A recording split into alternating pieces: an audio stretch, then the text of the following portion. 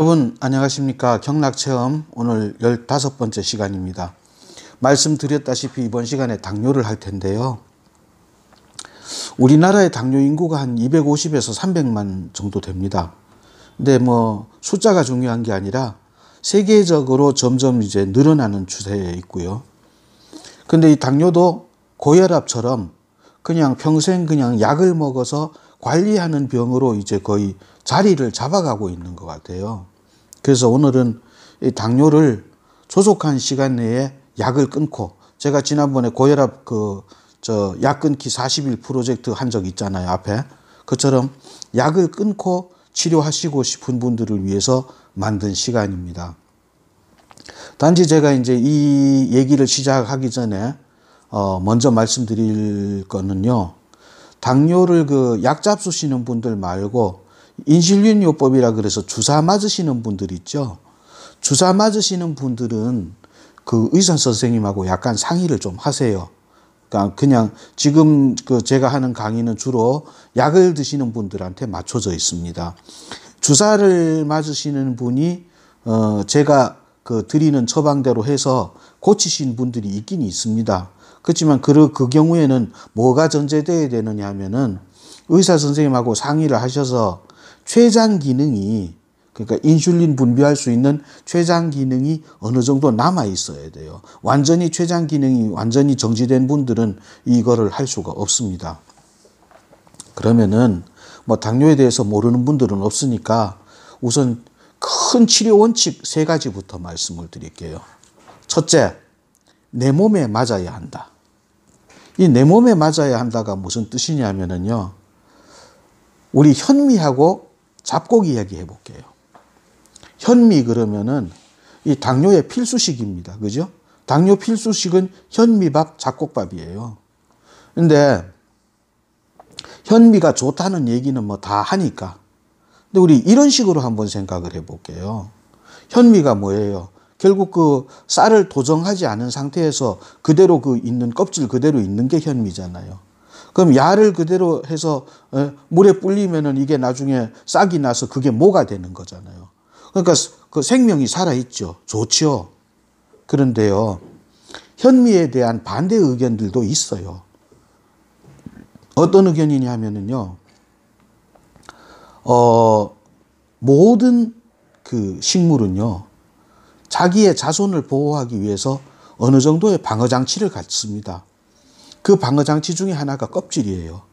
그 껍질에는 이 껍질을 먹는 생물이 다음에는 다시는 먹지 못하도록 그 생명을 단축시키는 일종의 화학 약품 같은 걸 분비를 한답니다. 화학 물질 같은 거를.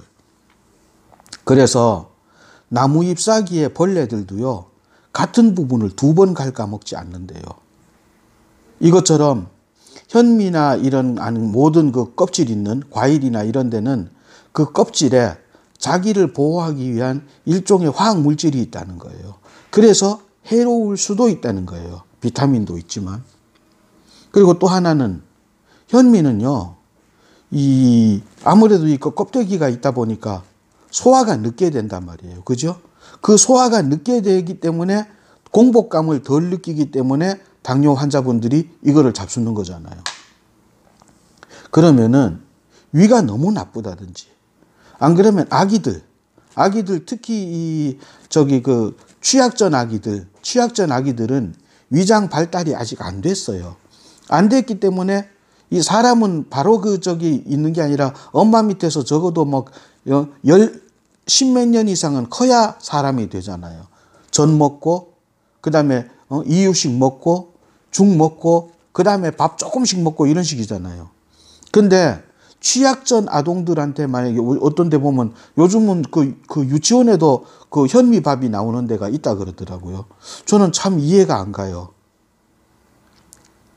자, 그리고 흰쌀밥 얼마나 맛있어요. 오죽 맛있으면은 이 일본 같은 데서, 여러분 일본 술 잡숴본 분들 알겠지만 일본 사람들은 일단 현미를 30% 도정을 해서 70%만 갖고 쌀을 만들잖아요.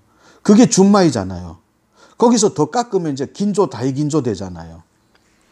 그래서 제가 말씀드리고 싶은 거는, 참, 잡곡 얘기 안 했구나. 잡곡도 보통 우리 오곡백과가 무르익는다 그러죠. 근데 요즘 보니까 뭐 15곡도 있더라고요. 이렇게 되면은 위에 그 어떤, 그러니까 쌀에 맞는 소화효소, 콩에 맞는 소화효소, 팥에 맞는 소화효소 이런 것들이 있는데 이렇게 15곡 이상 되면 위가 너무 힘들어요. 이걸 다 소화시키려면. 5곡을 넘기지 마세요. 잡곡 섞을 적에. 그래서 자기가 너무 위가 약하거나 이런 분들은 차라리 현미밥을 먹느니 그냥 백미밥을 잡수더라도 조금씩 자주. 그러니까 당뇨 있으신 분들은 3끼 잡술 필요가 없어요. 한 5끼나 6끼 잡숴도 돼요. 차라리 그 인슐린 맞아서 당 떨어지고 당 떨어져서 사탕 먹어서 인슐린 올라가서 혈당치 올라가서 그 인슐린 맞고 이거보다는 차라리 백미밥을 5끼 6끼 먹고 인슐린 안 맞고 인슐린 안 먹는 게 낫습니다. 그 얘기를 하기 위해서 제가 첫 번째 치료 원칙, 내 몸에 맞아야 한다를 말씀드린 겁니다. 두 번째 원칙, 꾸준히 지속할 수 있어야 된다. 이게 뭐냐, 이게 무슨 얘기냐면요. 너무 환자들한테 배고픔을 강요한다든지, 너무 힘든 운동을 계속하게 한다든지, 이러면은 오래 못해요. 오래 못하니까 어떻게 되겠어요? 아이고, 이왕에 어차피 사람 죽는 거, 맛있는 거 먹다 죽자. 약 하나만 먹으면 되는데 뭐, 약 먹다가 시간 많이 가면, 결국 약 잡수면은요, 일정 시간이 지나면 결국은 그게 주사로 간단 말이에요. 주사로 가면 좋습니까? 주사 당화혈 색소랑 혈당치 매일 자기 몸 찔러서 재야지요. 또 배에다가 돌아가면서 주사 맞아야죠. 어디 외출하면 주사기 갖고 가야지요. 몇 단이 맞는지 저거 해야죠. 주사약 냉장고 보관해야 되죠. 그러니까 일단 꾸준히 할 수 있어야 돼요. 내가 평생을 할 수 있어야 돼요. 평생을 할 수 있는 쉬운 운동, 평생을 할 수 있는 쉬운 식사, 뭐 이런 거를 말씀드립니다. 세 번째 원칙은요. 나와 주변 사람에게 스트레스를 주지 말아야 됩니다. 이게 우리 속담에 긴 병에 효자 없다는 말이 있잖아요. 그리고 외국에도 그런 시가 있어요. 웃어라, 온 세상이 너와 함께 웃어줄 것이다. 울어라, 그대 혼자 울 것이다. 그렇기 때문에 자기하고 주변 사람들 그 스트레스 너무 주면은 힘들어요. 특히 복잡한 식이요법 있죠. 뭐 몇 그램 하는 거. 그 다음에 숫자, 당 수치 몇, 그 다음에 당화혈 색소 수치 몇. 다이어트 해본 분들 알겠지만은요, 이거 몸무게하고 싸우는 거 장난 아니에요. 당 수치도 그래요. 이 당 수치가 200이 넘어갔다, 300이 넘어갔다, 크게 중요하지 않아요. 예, 한 400까지 괜찮아요. 그러니까 본인이나 본인 옆에 분들이 이 스트레스를 안 받도록 해줘야 됩니다. 자, 이게 이제 3가지 원칙입니다. 이것만 지켜도 제가 그 말씀 드린 적 있죠. 지난번에 무릎 통증 할 적에. 이 외상병, 그러니까 근골격계 질환에는 근육을 강화하는 게 중요하고, 그 병을 갖다가 완치 상태를 오래 지속하려면, 그 다음에 내상병, 우리 오장육부 그 안쪽의 질환에는 섭생, 생활 습관을 갖다가 바꿔봐라. 이런 말씀 드린 적이 있습니다. 그래서 이 3가지 원칙에 잘 충실하면서, 우선, 우리가 흔히 당뇨라고 하는 이 병이 서양에는 보통 1형하고 2형으로 나누잖아요. 1형은 이제 그 인슐린 분비가 아예 안 되거나 거의 안 돼서 이 주사를 맞아야 하는 경우. 그 다음에 소아당뇨라 그래서 25세 이하에서 발병하는 경우. 이게 1형이고. 그 다음에 2형은 우리 대부분의 이제 당뇨 환자들이 겪고 있는 이 약 먹는 거. 이게 2형이란 말입니다. 그러면은 진짜 아까도 조금 말씀드렸다시피 우리 몸을 전쟁터로 만들어 버리는 거예요. 병 주고 약 주고. 약을 먹으면 당이 떨어지고, 당이 떨어지면 당뇨 환자분들 뭐 사탕이나 이런 거 갖고 다니라 그러잖아요. 꿀이나 이런 거. 그거 먹고 당 떨어지니까 혈당 올려야 되고 또 약 먹어야 되고. 이런 부분은 사실 의사 선생님들의 문제가 아니고 의사 선생님들 다 우리한테 도와주려고 그러지 우리한테 뭐 해코지 하려고 하는 분들 아니잖아요. 그게 아니라 서양의학 자체가 갖고 있는 어떤 시스템 탓인 거예요. 뭐 예를 들어서 서양의 모든 병은 이 억제에 주안점을 둡니다. 그래서 대부분의 약이 이러잖아요. 뭐 항히스타민, 뭐 항바이러스. 예? 그렇기 때문에 그러다 보니까 문제가 생긴단 말이에요. 대표적으로 우리 소아당뇨 한번 얘기해 볼게요. 보통 25세 이하에서 이 발병하는 걸 갖다가 이제 소아당뇨라 그러는데요. 이제 아기들이, 그러니까 우리 청소년들이요. 요즘 뭐 계속 학원 가고 뭐 하느라고 막 시달리잖아요. 운동 못 해요. 운동 못 하고 영양 상태는 옛날보다 좋아요. 그리고 이제 또 이제 입시 경쟁 같은 데 내몰리니까 스트레스 받아요. 이러니까 일시적으로 당 수치가 올라가는 거예요. 영양은 과잉되고 스트레스는 받고 운동은 부족하고. 그러니까 이걸 자체적으로 우리 몸에서 치료를 해보려고 물도 많이 마시고 소변도 많이 보고 당을 배출해야 되니까 그런단 말이에요. 근데 이게 병원에 얘가 이상하게 갑자기 물을 많이 먹고 소변을 보고 체중이 빠지고 하니까 병원에 가보니까 당 수치가 이 병원에서 분리하는 그 당뇨 수치에 근접해 있어요. 아니면 그걸 상회했어요. 그럼 소아당뇨로 판정해버리는 거예요.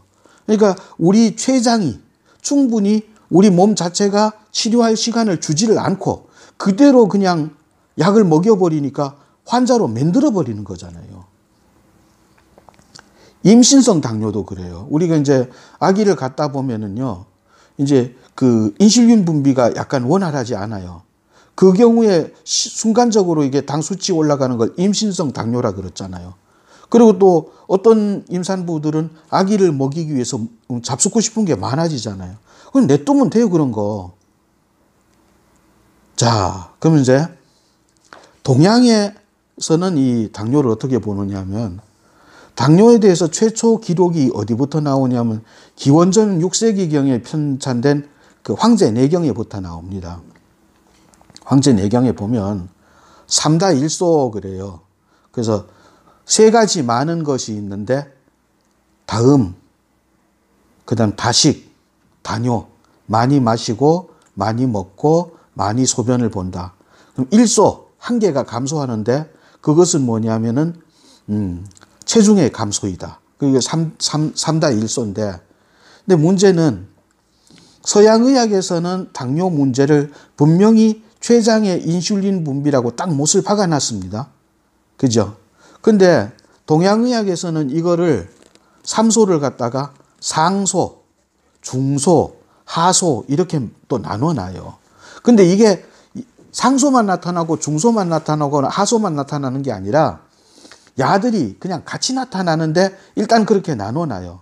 나눠놔서 상소는 그 병이 폐에서 오고 중소는 그 병이 위에서 오고 하소는 그 병이 신장에서 온다고 해갖고 거기에 관련된 그 약 처방들을 써요. 상소에는 그 백호가인삼탕, 중소에는 조위승기탕, 하소에는 팔미환, 안 그러면 신기환 이런 거 쓰는데 저는 이게는 한의사 선생님이 아니기 때문에 이 문제는 제가 말을 안 하랍니다. 제 영역이 아닌 것 같아요.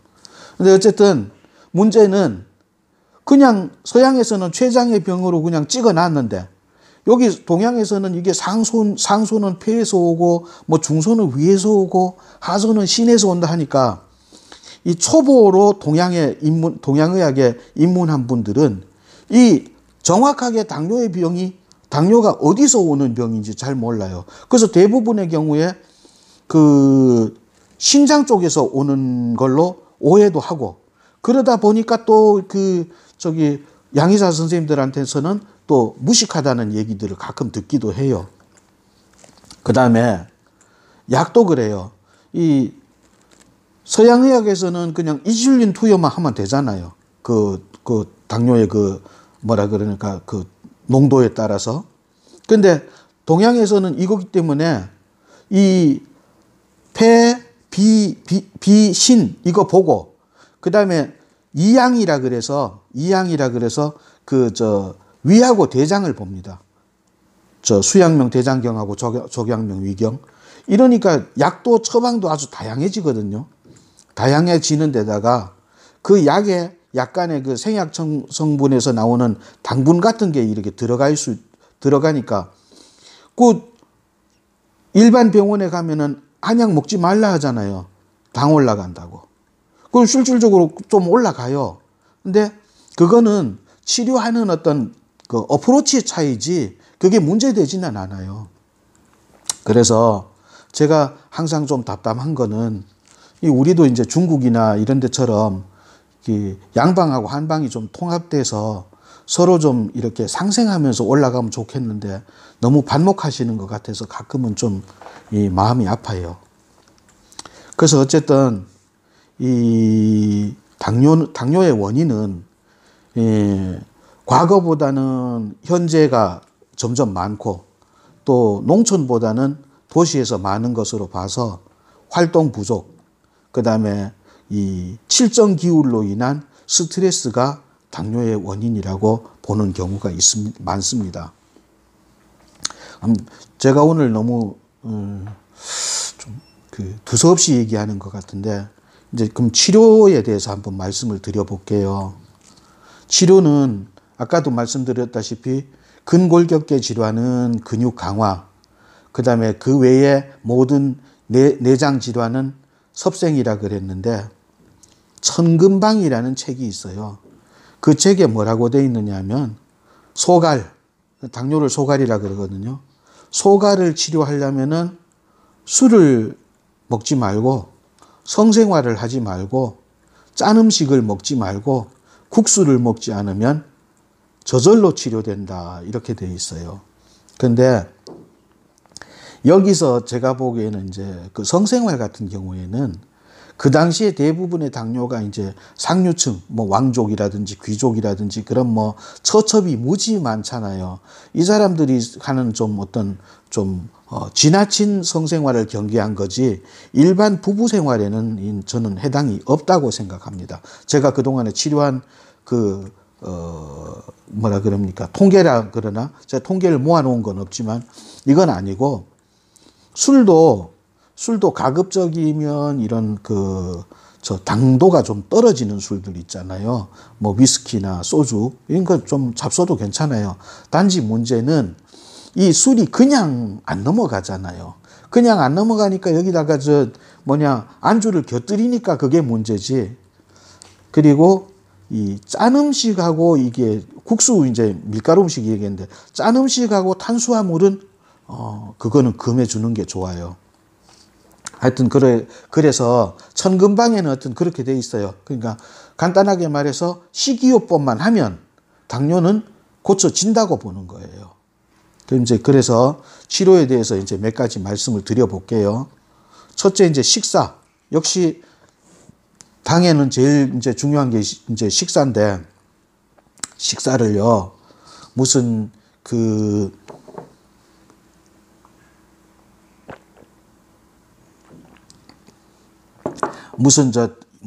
여러 가지 다이어트 방법이라든지 식이요법에 무슨 쓰여 있는 대로 몇 그램 그러지 마시고요. 그냥 아까도 그랬죠. 자기하고 주변 식구들한테 스트레스 주지 말라고요. 그냥 오곡밥에다가 아니면 현미 드실 수 있으면 현미 드시고 위가 만약에 많이 나쁜 분들은 그냥 백미를 조금 드시고 항상 우리가 먹는 것들 있죠. 된장국 아니면 미역국 그러니까 그런 거.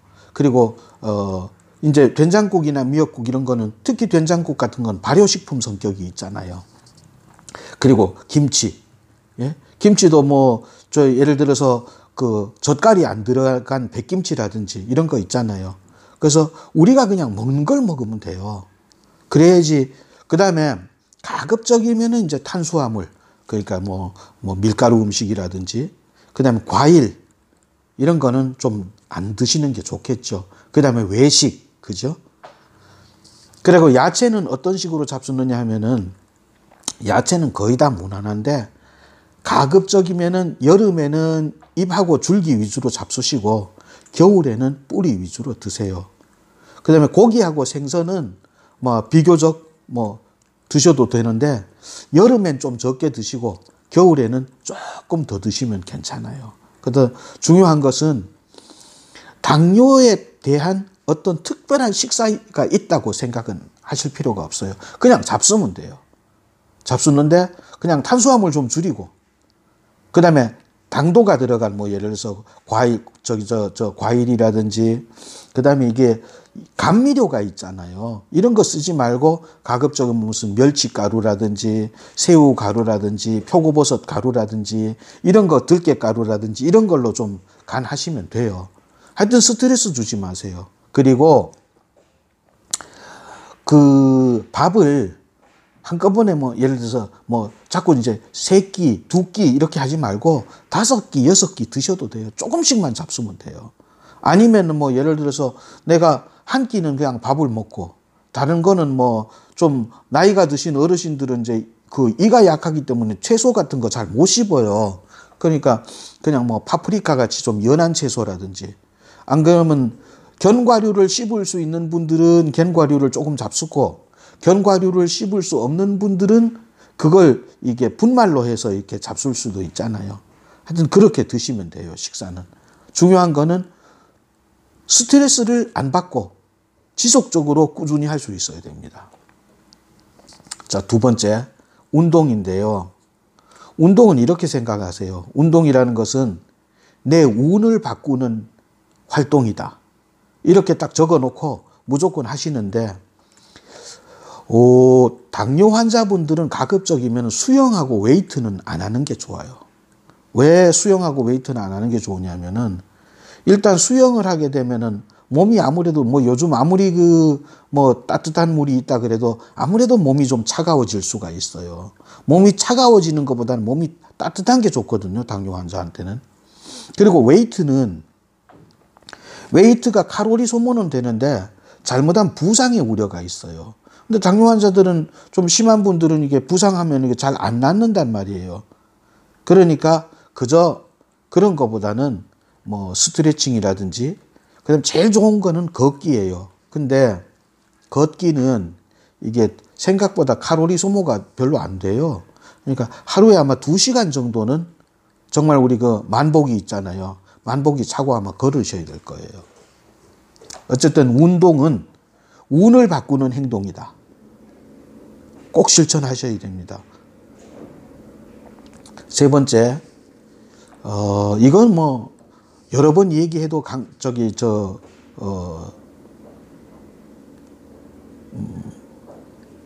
내려놓으세요.